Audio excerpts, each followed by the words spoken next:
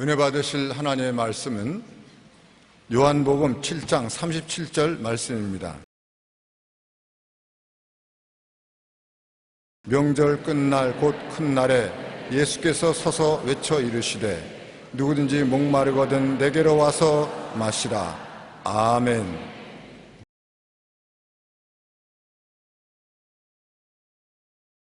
저는 여러분과 더불어 근원적인 목마름이라는 제목으로 말씀을 나누겠습니다. 모든 사람은 마음속에 근원적인 목마름, 즉 고독을 가지고 있습니다. 이 고독의 문제는 화려한 인기 있는 삶을 산 사람일수록 깊이 느끼는 허무감입니다. 원래 하나님이 사람을 지어 놓으셨을 때는 고독함 없이 살려고 지어놓은 것입니다. 하나님은 사랑이에요. 사랑은 혼자서 있지 못하기 때문에 아담과 하와를 지어놓으시고 함께 대화하며 사랑 속에서 행복을 누리려고 하셨습니다. 그러므로 원래 아담과 하와는 고독이 그 인생에 있을 수가 없습니다.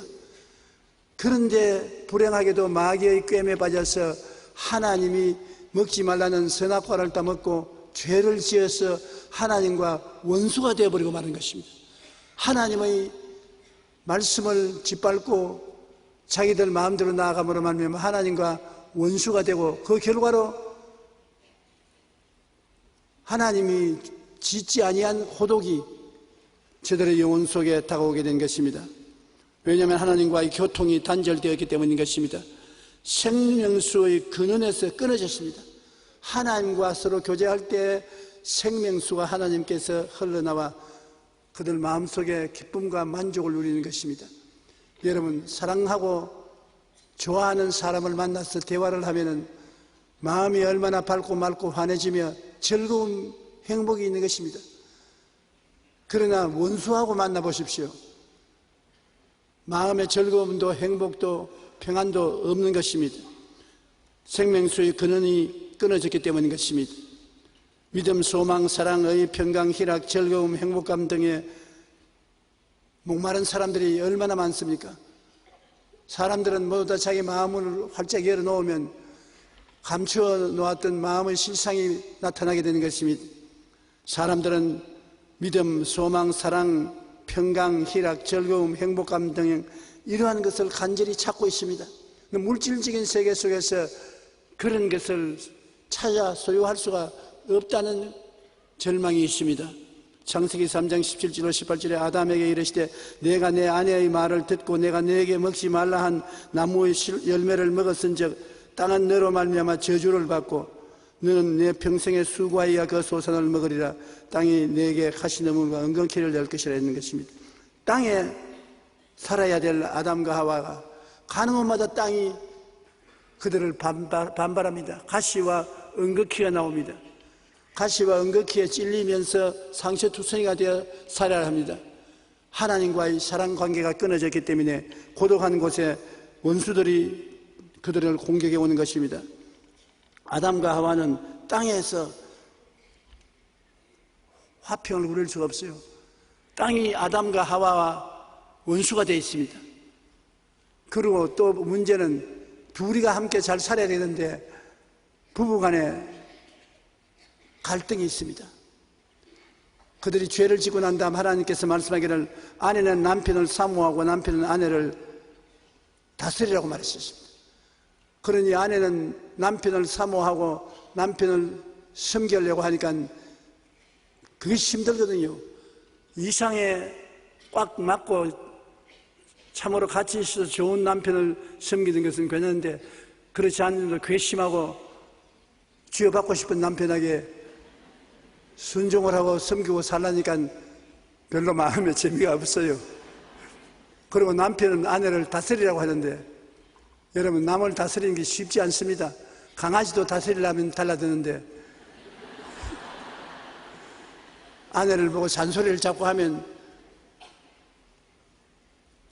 아내가 고분고분 받아들이나요? 며칠 전 텔레비 인터뷰하는 것을 들어보니까 남편들에게 아내하고 절대로 다투지 말라고 하면서 하는 말이, 자기가 아는 병우에서 아내하고 말다투어 이기는 남자는 한 번도 못 찾아봤다 그랬습니다. 남자들은 말을 할 줄 몰라요. 다투어 가지고서는 그 말의 천재인 아내에게 어떻게 이깁니까? 제비같이 저잘거리는데 반판 칩니다.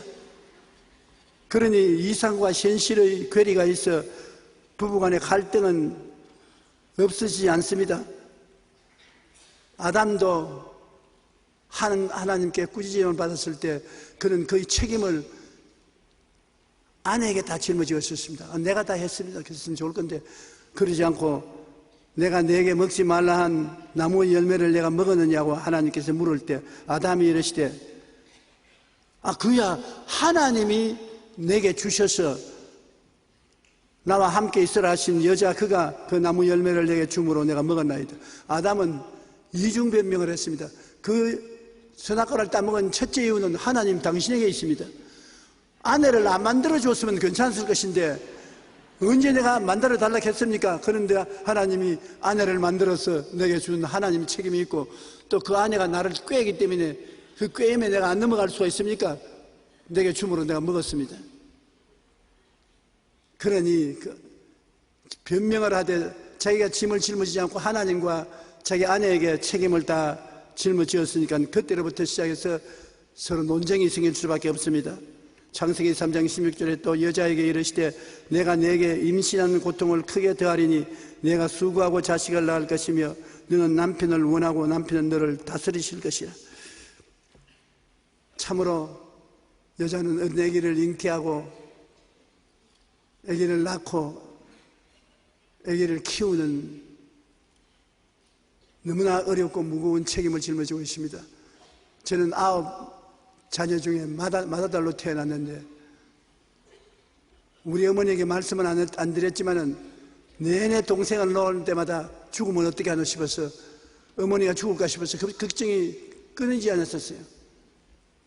그리고 또 어머니가 꼭 말하기를 내가 너희 동생을 낳을 때 죽을지도 모르니까 내가 죽더라도 동생들 잘 돌보고 사랑해 주라고 하는데 그 말을 하시니까 내가 그 다음에 어머니가 어린애기만 가지면 아버지가 밉더라고. 애기 그만 낳고 살면 좋겠는데 왜 죽음의 위험을 무릅쓰고라도 애기를 낳으려고 하느냐. 그것이 바로 범죄한 아담과 하와의 후손으로서 느낄 수 있는 슬픔인 것입니다. 그러므로 아담과 하와는 부부간에 서로 정신적으로도 갈등이 있고 대화가 되지 아니하고 서로 잘했다 못했다 아웅다웅하고 싸우게 되어 있어서 가정에 평화가 없고 외로움이 있습니다. 부부간에 살면서도 서로 말을 이해하고 동정할 수 없기 때문인 것입니다. 또 그뿐 아니라 형제간에 시기와 질투가 있어 결국 살인에까지 이른 것입니다. 아담과 하와가 타락하고 난 다음에 이제 하나님께 죄 때문에 그냥은 못 나오고 제사를 지내야 하나님께 나갈 수 있는 것입니다. 제단에 제물을 얹고 하나님께 제사를 드리고 하나님과 대화가 잠깐 이루어지는 것입니다. 그런데 하나님께서는 죄 지은 저들하고 만나기 위해서는 피를 흘려서 제물을 드려야 된 것을 가르쳐 주셨습니다. 사람이 피 흘림이 없은 즉 죄사함이 없는데 아담과 하와의 범죄로 말미암아 짐승이 대신 피를 흘려 죽어야 하나님과 대화가 이루어지는 것입니다. 예수님이 오실 때까지 상징적으로 양이 죽임을 당하고 피를 흘려야 되는데 하나님께 제사 드릴 때 가인은 자기가 손서 농사지은 농작물을 가지고서 하나님께 나와서 제사를 드렸습니다. 하나님이 원치 않아요. 율법과 같습니다. 자기 힘으로 만드는 것을 가지고서 제사를 드리니 하나님이 안 받아주셨습니다. 그러나 그 동생 아벨은 어린 양을 잡아서 태워서 하나님께 제물로 드리니까 하나님이 어린 양의 피를 보시고 그 향연을 맡으시고 기쁘게 받아들였습니다. 하나님이 아벨에게는 복을 주시고 가인에게는 복을 주지 않았기 때문에 가인이 화가 났습니다. 심사가 고약하게 돌아갔습니다. 그 하나님께서 왜 얼굴이 요사이 그 모양이냐? 얼굴이 좀 밝고 맑고 환하지 왜 그러냐?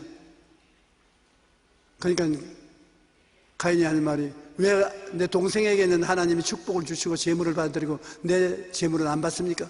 네가 올바르게 했으면 왜 내가 재물을 안 받겠느냐? 네가 짐승을 잡아 피를 흘려서 내게 제사를 드렸으면 내가 받았을 것인데 네 손으로 만든 농작물로서 내게 재물을 드림으로 내가 안 받아들였지 않냐? 오늘날 우리 한국 사람들이 제일 직선적인 일을 많이 합니다. 영국에 들어가 영국 사람들과 이야기해보면 좀처럼 단도직입적으로 말 안 해요. 그 예를 들면 우리 한국 사람은 동료를 만나면 오늘 얼굴이 왜 이래? 어디 아픈가? 감기 들리는가 보다. 꼭 그렇게 부정적으로 말을 합니다. 근데 영국 사람은 만나면은 내 얼굴이 왜 그래? 피곤해 보이는데 그 말 절대 안 해요. 무슨 말을 하냐? 요새 일이 많으니까 모두들 다 피곤해. 너만 피곤한 것이 아니라. 그러므로 일할 때 쉬어가면서 쉬엄쉬엄 해야지 너무 일하면 안 돼. 꼭 빙 둘러가면서 말을 하지. 단도직입적으로 너 얼굴 왜 그래? 영 보기가 흉한데. 저도 우리 성도들 만나면 제일 겁이 나는 것이 같이 온 사람이 만나면 만나자마자 요사이 피곤한가 봐요. 오늘 건강이 안 좋은 것 같은데 어째요? 그러면 내 마음속에 진짜 건강이 안 좋은가 보다. 사람들 보기에 이렇게 나쁘게 보이니 진짜 나빠질까 보다. 기분이 좋지 않아요. 그러나 긍정적으로 말하는 사람은 만나자마자 야, 요사이 얼굴에 광채가 나는데요. 참 보기 좋습니다. 건강해 보이는데 그러면 내 마음속으로 건강해지는가 보다, 젊어지는가 보다, 기분이 좋다고요. 그런데 하나님께서는 가인에게 직설적으로 말했습니다. 내 얼굴이 왜 그러냐? 왜 화를 내고 있느냐? 그래서 하나님께 꾸중을 듣고 난 다음 화가 나니까 들에서 아무도 없을 때 동생하고 입성강을 하다가 돌을 들여서 동생을 쳐 죽여버렸습니다. 그 형제 간에 미워하면 원수보다 더 무섭습니다. 동생을 쳐 죽인 일이 처음 가인과 아벨의 사이에서 있게 된 것입니다. 그러므로 형제 간에 사랑이 있고 이해와 동정이 있어야 되겠는데 질투가 있고 살인이 있는 것입니다. 부모들이 자식을 많이 낳아서 기르려고 하거든 꼭 내 말 하나 기억하십시오. 부자가 되지 마십시오. 재산을 갖지 않으면 자식들이 안 싸웁니다. 집이라도 한 2채 가지고 있으면 누가 더 많이 가지는가 반드시 싸웁니다. 아브라함 링컨 미국 대통령이 자식을 길렀는데 자식 둘이가 밤낮으로 싸워서 소문이 났어요. 어릴 때부터 싸웠는데, 왜냐하면 과자를 사오면 과자를 나눠주는데 형에게 하나 더 주면 자식이 자기 동생에게 자랑을 해서 동생이 형하고 싸우게 되고, 반드시 공평하게 나눠야 되는데 공평하게 나누어지지 않는다는 것입니다. 사람은 서로 다 탐욕이 있고 서로 더 잘 살기를 원하기 때문에 시기와 질투가 꼭 따라오는 것입니다. 야훼께서 가인에게 이르시되 내가 분하여 하면 어찌 됨이며 안색이 변하면 어찌 됨이냐? 내가 선을 행하면 어찌 낯을 들지 못하겠느냐? 선을 행하지 아니하면 죄가 문에 엎드려 있느니라. 죄가 너를 원하냐? 너는 죄를 다스릴지니라. 가인이 그 아우 아벨에게 말하고 그들이 들에 있을 때 가인이 그 아우 아벨을 쳐 죽이니라. 그렇게 말했었습니다. 그러니 사람과 하나님 사이에도 원수가 되어 있지요. 부부간에도 서로 논쟁을 하고 아웅다웅하지요.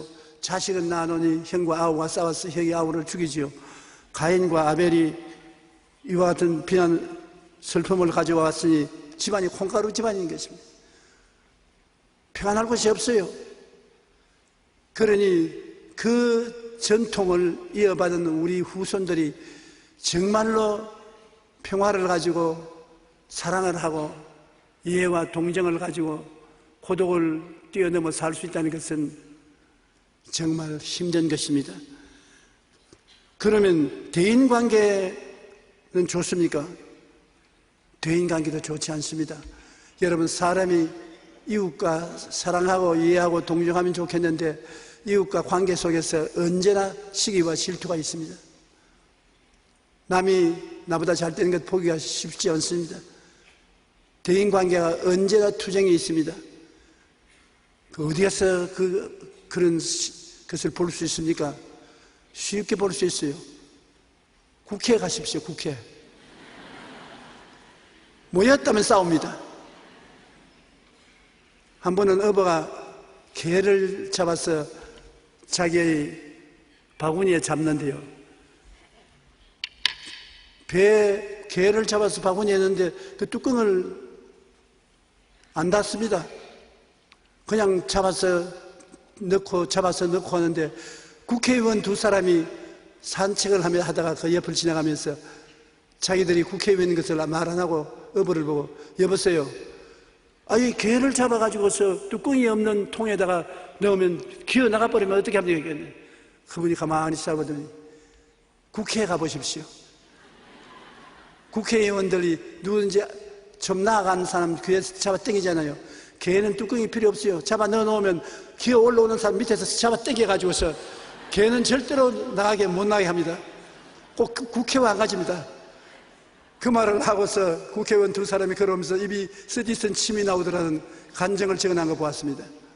사람은 서로 끄집어 당기고 싸우게 돼 있어요. 그러니 평안이 없습니다. 전도서 2장 22절로 23절에 사람의 해 아래서 행하는 모든 수고와 마음에 애쓰는 것이 무슨 소득이 있으랴.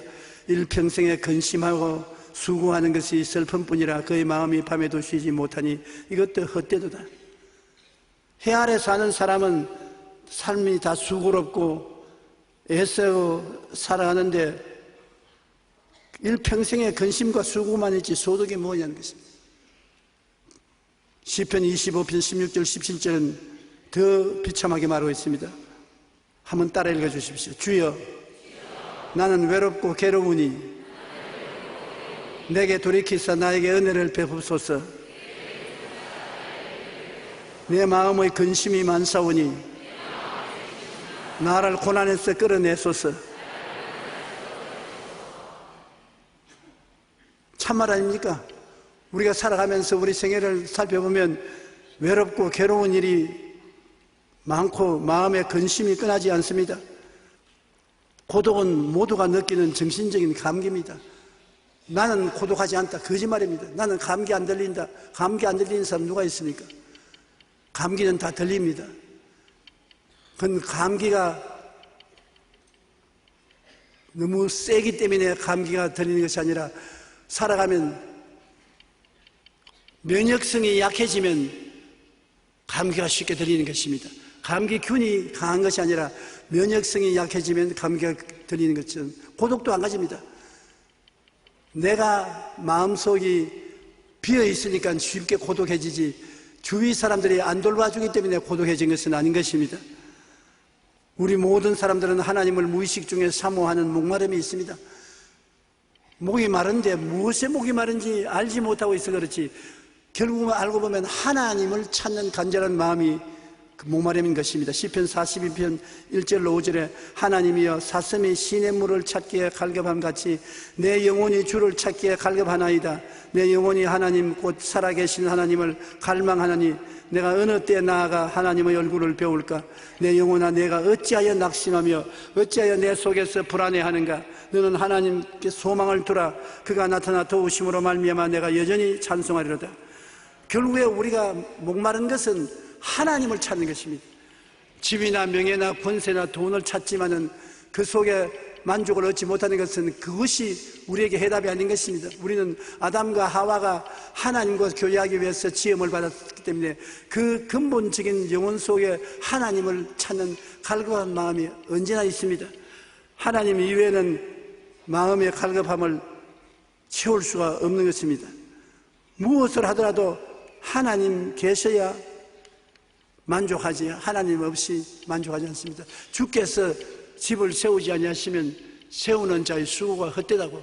사람이 하나님 없이 집을 짓고 가정을 이루어도 하나님이 안 계시면 행복이 없습니다. 평안이 없습니다. 우리가 무엇을 하든지 하나님과 함께 하면서 사귀어야지 하나님 없이 인간은 홀로 행하면 고독은 한없이 따라오는 것입니다. 사람들은 모두 마음속에 한없이 이해와 사랑과 동정을 받고 싶은 목마름이 있습니다. 어떻게 해든지 이해를 해주고 사랑해주고 동정해주기를 원하시는 것입니다. 부부 사이에서도 그렇고 부모 자식 사이에도 그렇고 인간 상호간에도 그와 같은 것입니다. 골로새서 3장 12절로 14절에 보면 너희는 하나님이 택하사 거룩하고 사랑받는 자처럼, 이거 보십시오. 여러분이 택한 것이 아니라 하나님이 여러분을 택하사 거룩하게 하시고 사랑받게 만들어 주신 것입니다. 자격이 없는데 내가 어쩌다 교회 나오냐?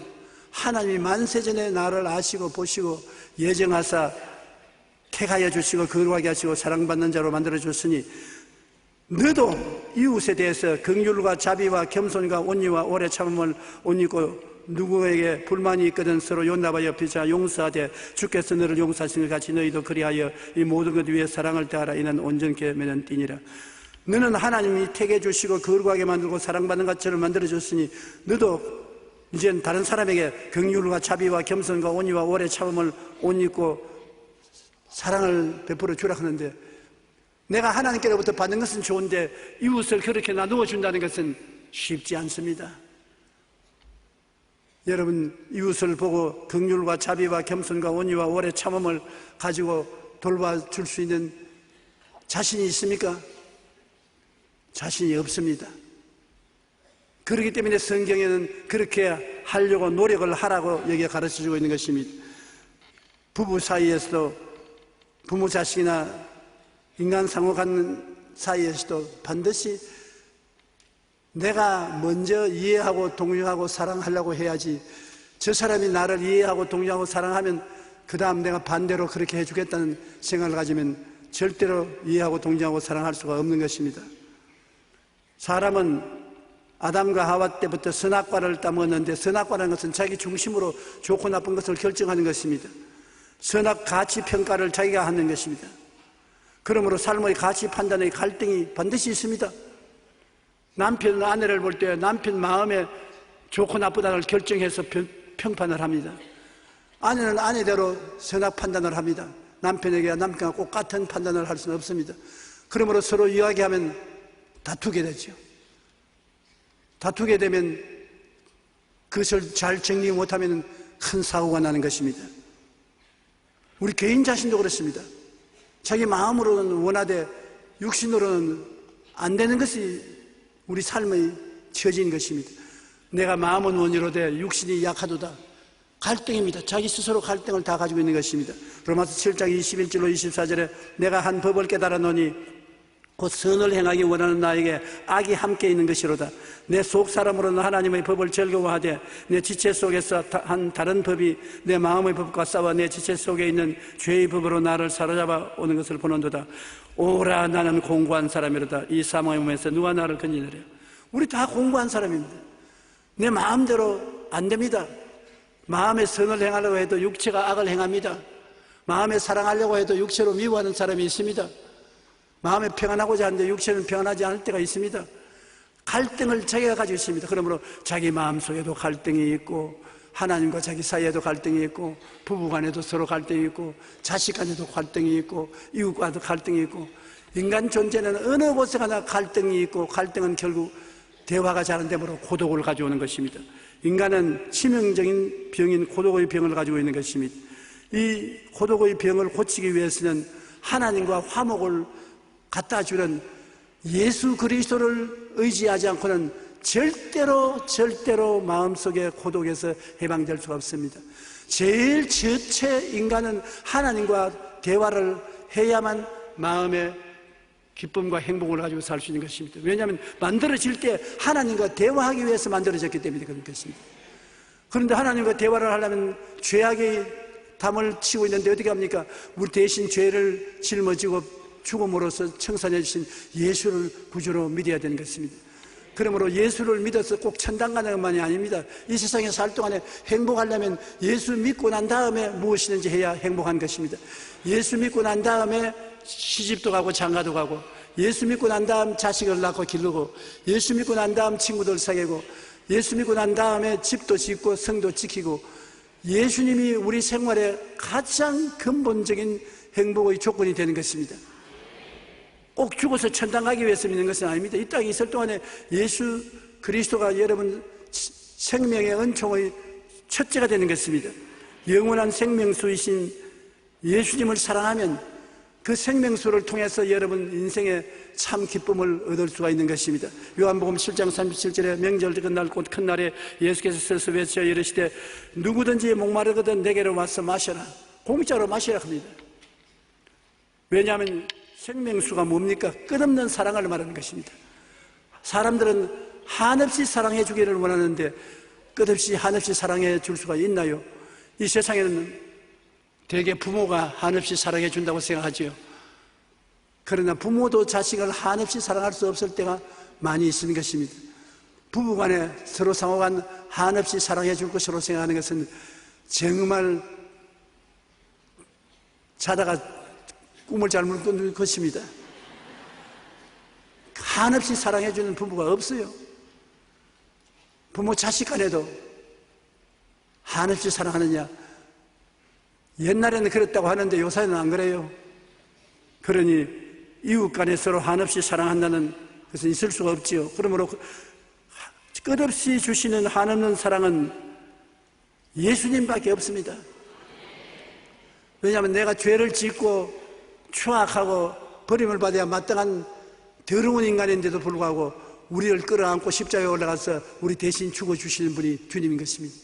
그 사랑은 우리가 청량할 수 없는 것입니다. 한이 없는 이해와 동정과 용서와 사랑을 베풀어 주는 것입니다. 요한복음 3장 10절에 하나님이 세상을 이처럼 사랑하사 독생자를 주셨으니, 이처럼 사랑하사, 설명을 할 수 없으니 그렇게 말한 것입니다. 이처럼 십자가에 우리를 대신해서 죽어줄 정도로 사랑을 해주셨다는 것입니다. 그러니 그를 믿는 자마다 멸망하지 않고 영생을 얻게 하려 하심이라. 예수를 믿게 된 것은 영생을 하나님이 주시기 위해서 작정하셔서 그렇게 하신 것입니다. 예수님은 내가 온 것은 양으로 생명을 얻게 하고 더 풍성히 얻게 하려는 것이라. 주님은 우리에게 생명과 풍성한 은혜를 주시기 위해서 이 땅에 오셨다고 말한 것입니다. 예수님께서 한 번은 제자들과 사마리아로 건너가다가 수가성 우물가에 잠시 쉬는데 제자들은 먹을 것을 사러 시내로 들어갔습니다. 그런데 한 여자가 대낮에 물동이를 어깨에 메고 물길로 왔습니다. 물은 아침에 길든지 저녁 해그름에 길어지 대낮에 물길로 안 옵니다. 그런데 이 여자는 왜 대낮에 물길로 왔느냐? 사람 만나기가 싫었어요. 난 사람이 귀찮다, 사람이 싫다. 사람 없을 때 물동이에 물길로 온 것이냐? 왜 그러냐? 이 여자는 남편을 5이나 두었는데 다 만족을 얻지 못했어요. 그래서 5번째 남편을 발길로 차버리고 6번째 한 사람 또 하나 갖다 놓았었습니다. 내가 보기에는 이 여자 상당히 인물이 좋은 것 같습니다. 호박 같으면 어떻게 5이나 가르쳐 채울 수 있습니까? 그리고 돈도 꽤 있는가 봐요. 남자들이 그 돈 보고 찾아왔으니까. 그러니 인물도 있고 돈도 있고 명망이 있으나 이 세상에 자기가 마음에 만족을 느끼고 위로해주고 동정해주고 사랑해줄 남자를 찾지 못해서 6번째 남편은 결혼도 안 하고 오다 가다 만나서 데리고 삽니다.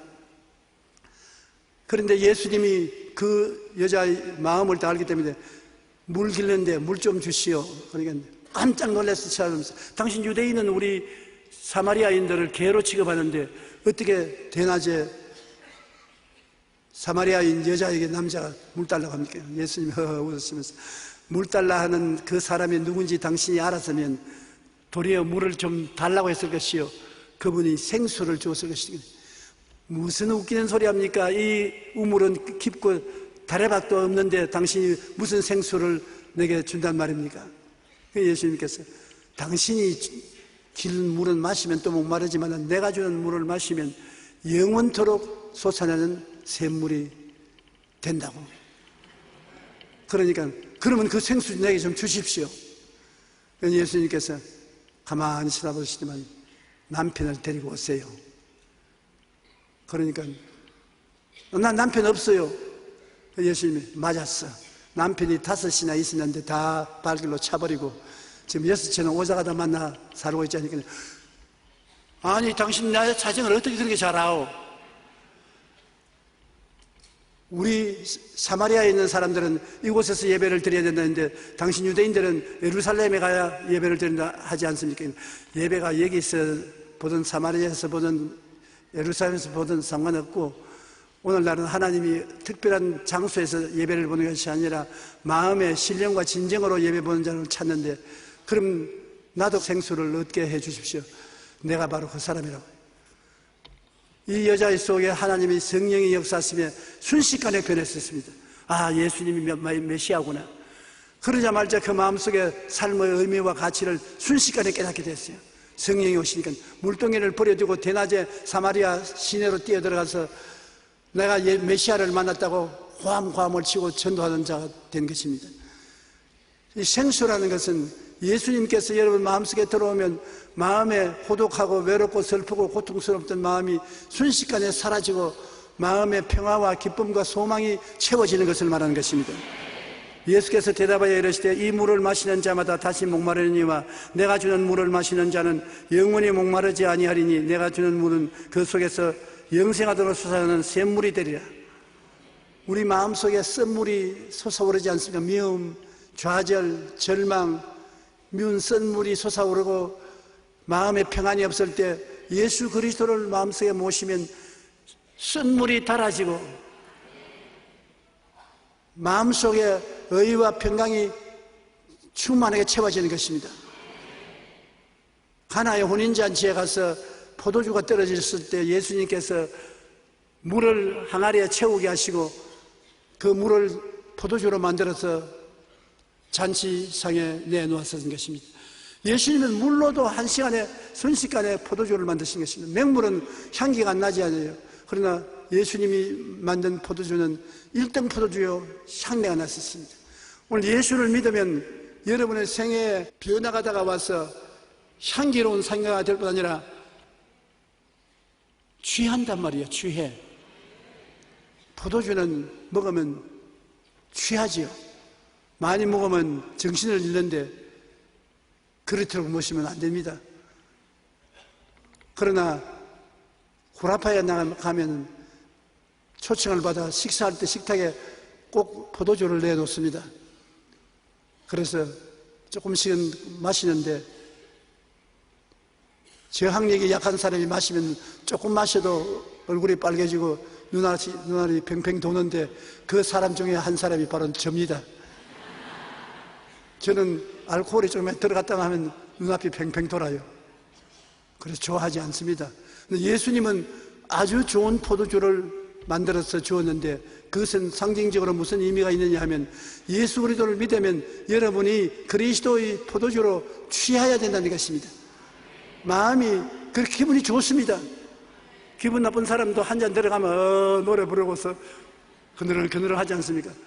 예수를 믿으면 믿음, 소망, 사랑, 의, 평강, 희락으로 취하는 것입니다. 많은 젊은 목사들이 제게 와서 설교를 얼마 하지 아니하면 교인들이 졸고 또 일어나 나가고 하는데 어떻게 하면 졸지 않고 설교를 듣고 설교 중간에 안 나가게 만들 수 있습니까? 그래서 내가 언제 쉽게 말합니다. 예수님이 가나의 혼인잔치에서 맹물을 잔치상에 가져온 것이 아니라 포도주를 갖다 주고 그들이 포도주를 마시고 좋아했다고 했는데 그와 같이 당신 설교를 듣고 교인들이 취해야 된다. 저는 교회에 앉아 있을 동안은 세상 잊어버리고 세상 만사 잊어버리고 입 다 벌리고 말씀을 즐겨야 사람들이 신령한 은혜에 취하게 되고 끝까지 잘 듣고 나가지. 어떻게 그렇게 합니까? 그러니까 당신이 기도를 많이 하고 성령에 먼저 취해야 된다. 당신이 성령에 취해가지고서 강단에서 설교를 하면은 성령의 역사가 교인들에게 나가서 교인들도 취하고 은혜로운 예배가 될 수 있다. 그런 말하는 것입니다. 나는 오늘 또 여러분이 저희 설교에 취하기를 간절히 바랍니다.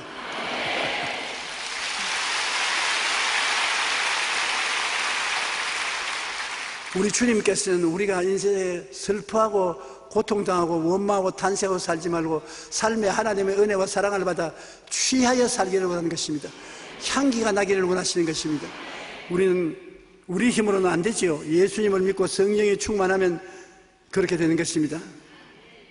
주님께서는 우리 사람들을 정죄하지 않고 비난하지 않는 사랑을 가지고 있는 것입니다.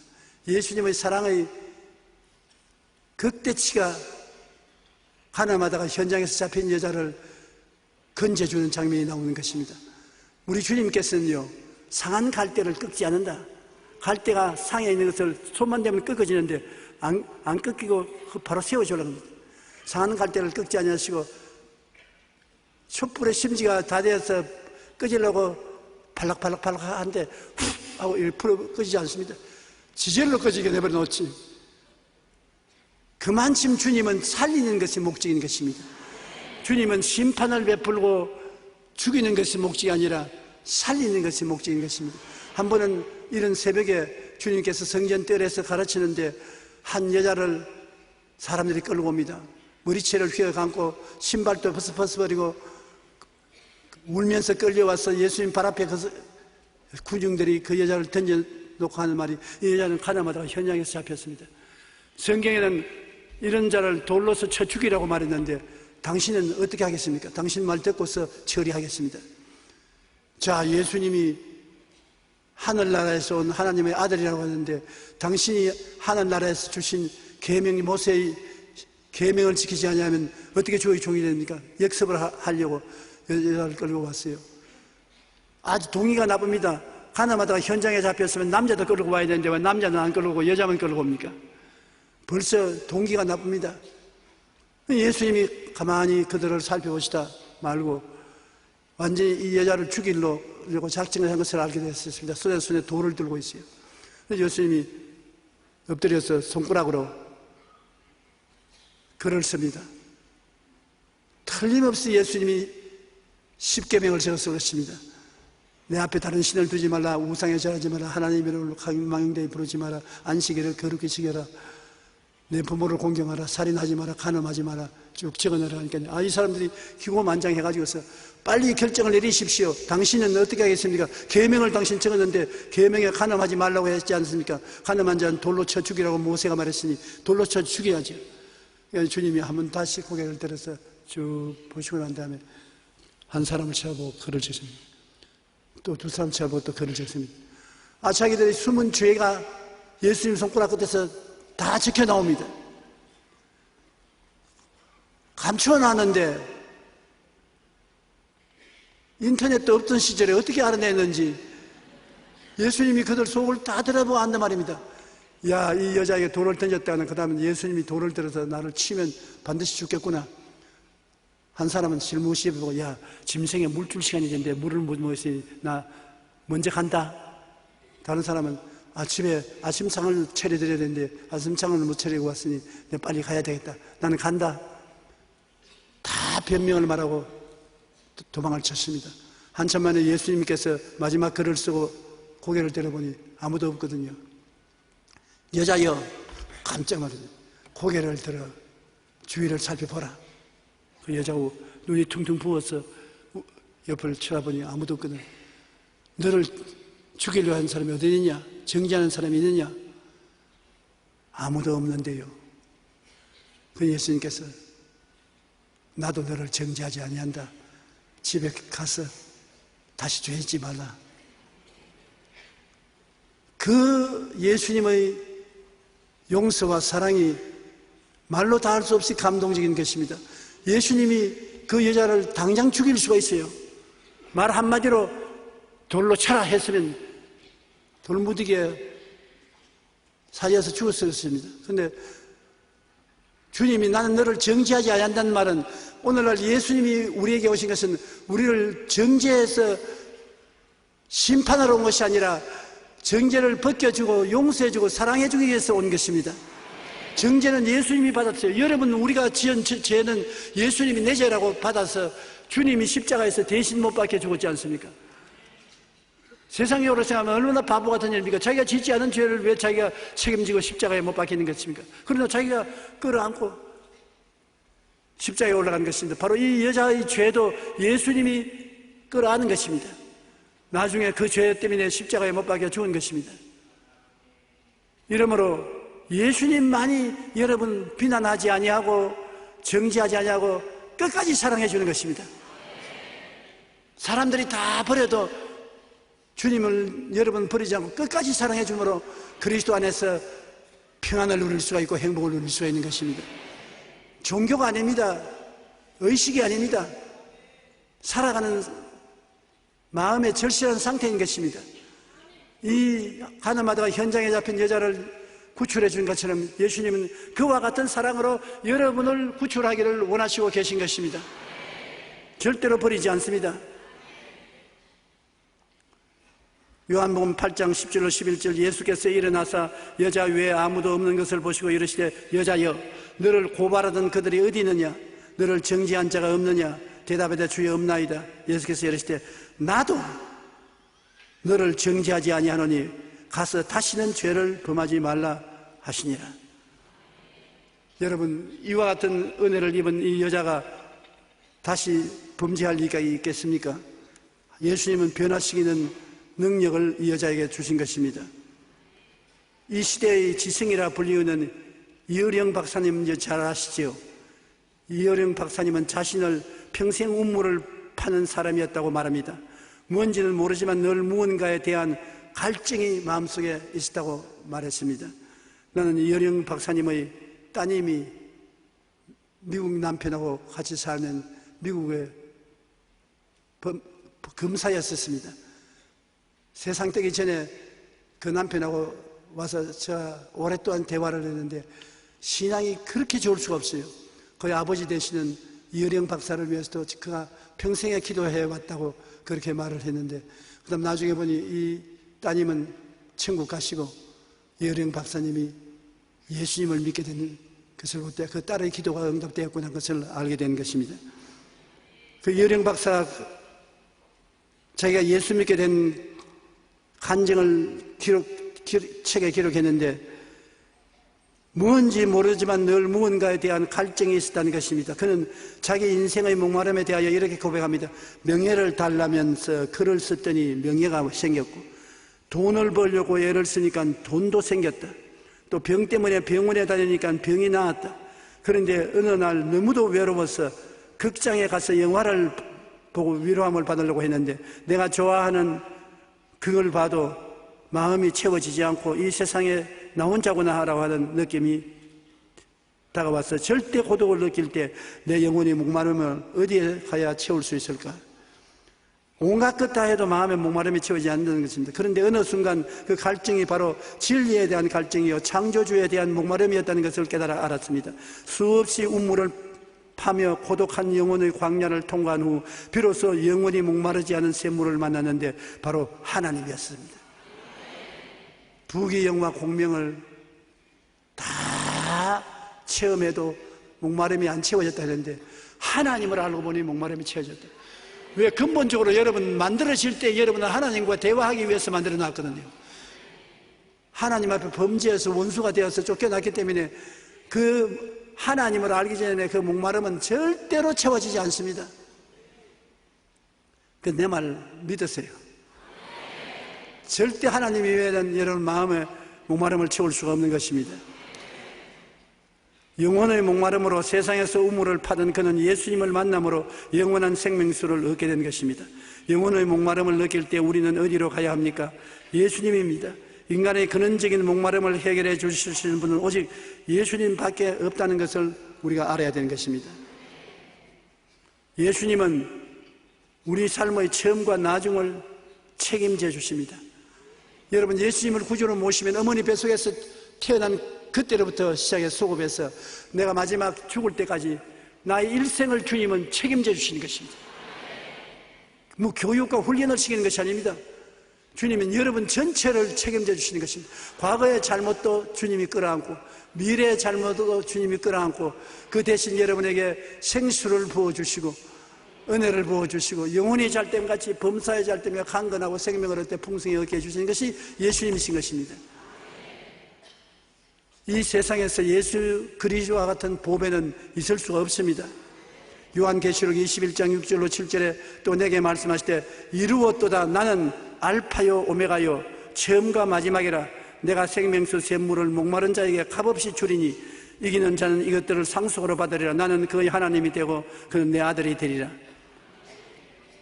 알파는 헬라어의 처음 기억이고 오메가는 히읗 아닙니까?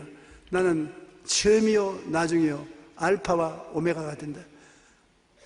그러므로 목마른 자에게 끝까지 대가를 요구하지 않고 생수를 준다.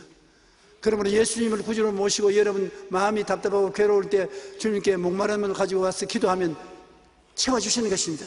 쓴 물이 달아지고 향기로운 생수로서 채워주시는 것입니다.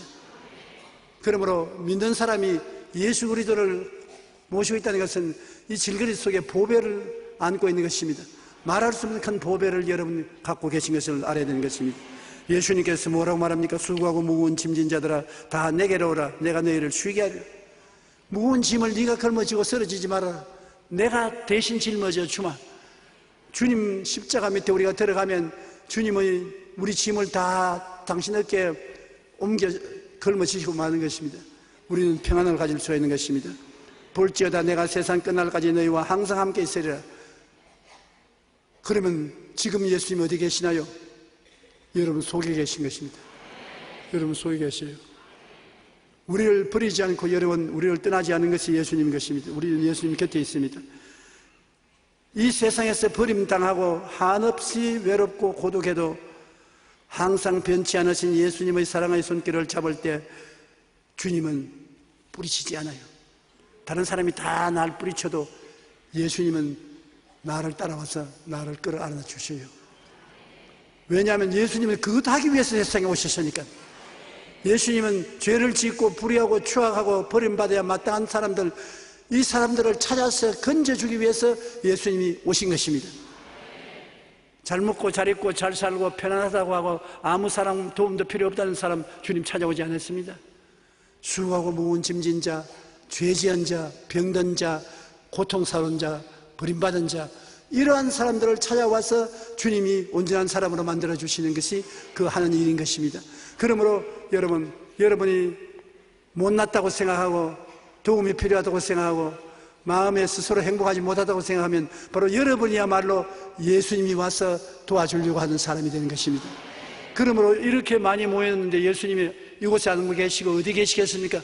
오늘 주님께서 우리 눈에 안 보이지만은 이곳에 계신 것입니다. 이 세상에서 우리가 제일 고통스러운 것이 외로움입니다. 외로움에 목말라 살 희망조차 잃어버려도 예수님이 계시기 때문에 생명수를 마시고 소생될 수가 있는 것입니다.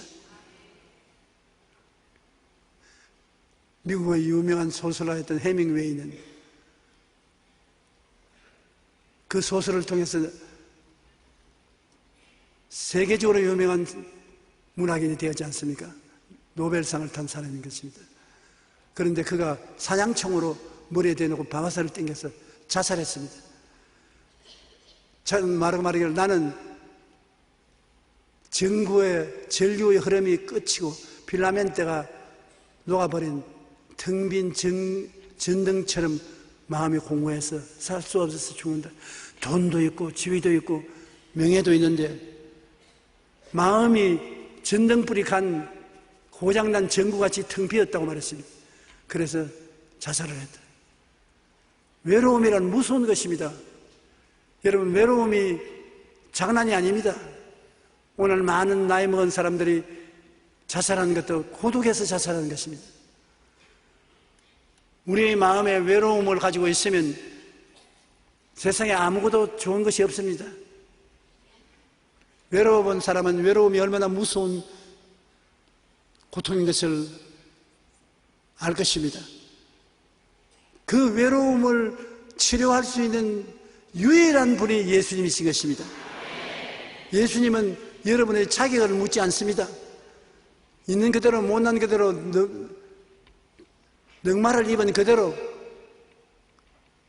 진액투성이가 된 그대로 와도 주님은 받아주셔서 여러분 속에 생수의 근원이 되시는 것입니다. 그 자체가 생수의 근원입니다. 그 자체가 사랑인 것입니다. 그 자체가 은혜인 것입니다. 예수 그리스도의 이름을 부르고 나오면 주님은 여러분 속에 들어오며 그 들어온 자체가 구원이요 은혜요 사랑이요 생수가 되는 것입니다. 예수님의 생명수를 마시고 소생되어 희망찬 삶을 살게 되시기를 주님 이름으로 축원합니다. 한번 기도하십시다. 하나님 우리 아버지, 우리가 외롭고 괴로울 때도 떠나지 않고 우리와 같이 계신 예수님, 이 자리에 친히 와서 우리와 함께 계심을 감사합니다.